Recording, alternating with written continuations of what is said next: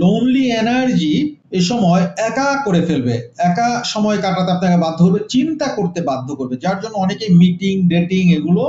Cancel করে দিবেন। আবার অনেকেই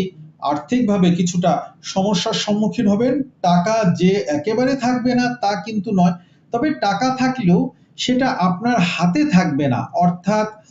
যেটাকে আমরা বলি র মানি, কাঁচা টাকা, যে আমার কাছে নগদ টাকা আছে, এই নগদ টাকাটা হয়তো আপনার ফিক্সড ডিপোজিট আছে বা জমি আছে, গয়না আছে, অথবা আপনি টাকা পাবেন সেই টাকাটা এখন আপনার হাতে নেই, ব্যাংকে আছে বা কোনো না কোনো ভাবে সেটা আপনার হাতে এখনো পৌঁছায়নি।